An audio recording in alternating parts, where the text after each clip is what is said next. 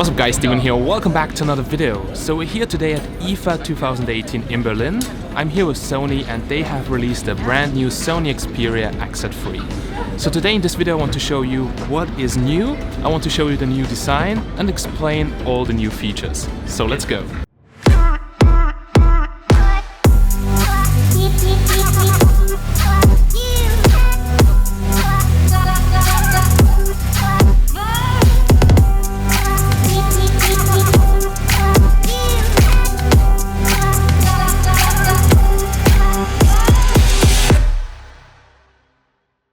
Sony finally did it. They have changed their smartphone design and have also implemented an OLED display.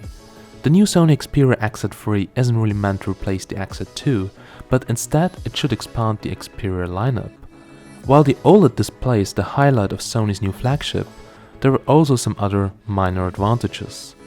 If you're looking for a smartphone without a notch, then the XZ3 is a fantastic looking choice.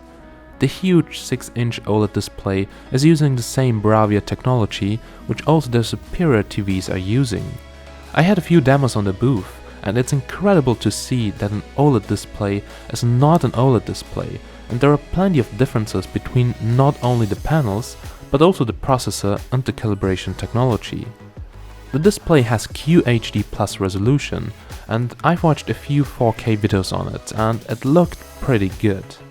To enhance the media experience, they have also included stereo speakers again and the S-Force technology, which is similar to DualShock vibration feedback on the Sony PlayStation.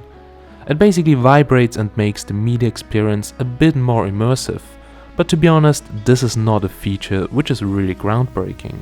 It still doesn't fully follow the bezel-less trend right now, but the top and the bottom bezel are still fairly thin considering that they house the speakers, the camera and more. The edge of the display is now also curved, similar like on Samsung Galaxy smartphones, and to make use of it, they have also included some nifty gestures which are even utilizing AI technology to improve your workflow. This feature is called SideSense and it allows you to quickly open up your most used apps on the smartphone.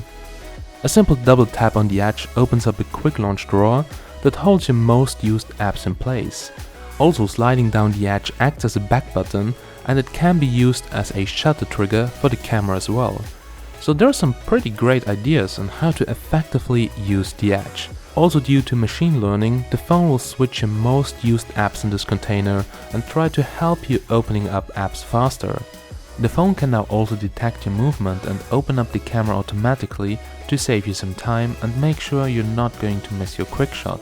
But I think you're only saving a very tiny amount of time if you for instance have a launcher where you can zoom in to open up the camera or do some swipe combo, which I think is even as fast as this. As a Sony user from the beginning, it was interesting to see the change in the design language from phone to phone. Only some very small steps, but due to the OLED display, they could finally make a big step and also make the phone way thinner, as there is no backlight layer needed for the display. The backside is still curved, but way less curved than on the XZ2, and this makes the phone stay still on the table. I really hated this curved backside on the XZ2.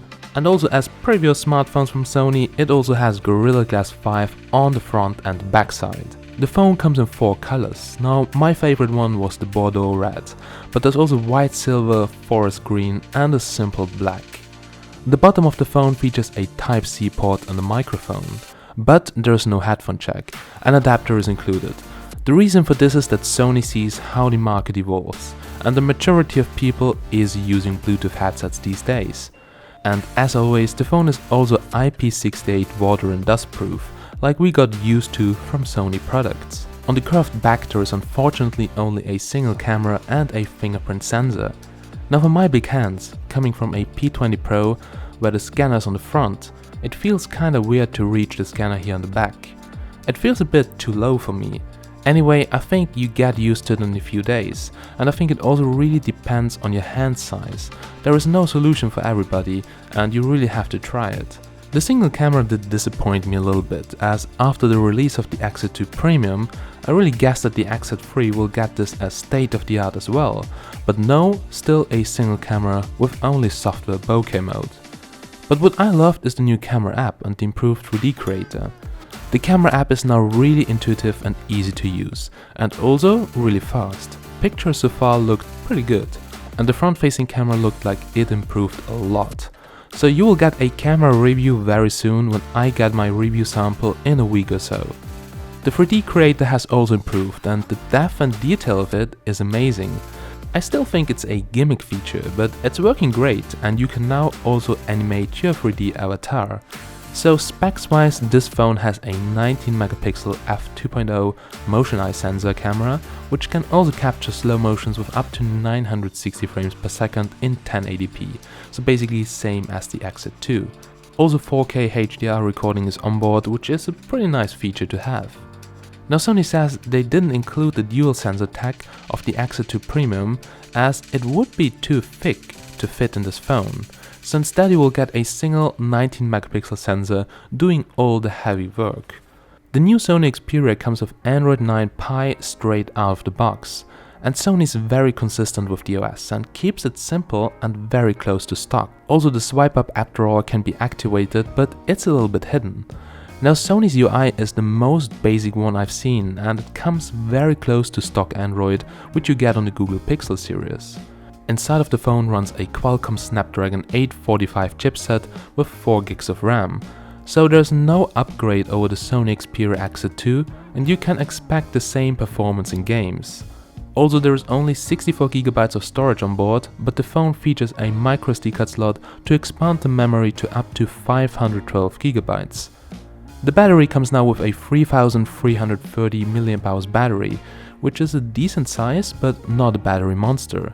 Anyway, since it's Sony's first OLED phone, which is more energy efficient than LCD, I'm really curious on how many hours of screen on time the phone will get in my battery test. And by the way, the phone supports wireless charging as well, so there will be a full battery review very soon, stay tuned. The X8 is still not the phone I wanted to see from Sony, but so far it's one of the most exciting Sony phones I've seen over the last years. Alright guys, so we're now here at the end of this first look video of the Sony Xperia XZ3. So all in all, it's a very interesting smartphone. I really like the new design because it's actually more what I wanted to see on Sony smartphones in the past. Also the display is now really stunning, the OLED display looks very good for my taste. And I really like the edge gestures as they are very intuitive and very easy to use and also useful. Now what I don't like is that it's a flagship product, it costs $799, will be released in October and comes with a single camera. As you know, Sony is the king of smartphone camera sensors, also of DSLRs. I'm filming with a Sony camera because it's just the best image quality. And I personally think they should lead the camera technology on smartphones. Now, the motion eye sensor is great, but I think it's still a little bit sad that you just get a single camera on such an expensive device. But as always guys, if a single camera has good software and good lens and is optimized very well, it could be better than dual cameras on cheap smartphones. We'll test it in the full review, which will come very soon. So if you have more questions about this device, post them down below into the comments and I'll try to reply as soon as possible. So thank you so much for watching. As always guys, I'm Steven from Tech Magnet and I'll catch you in the next one. Have a nice day. Bye.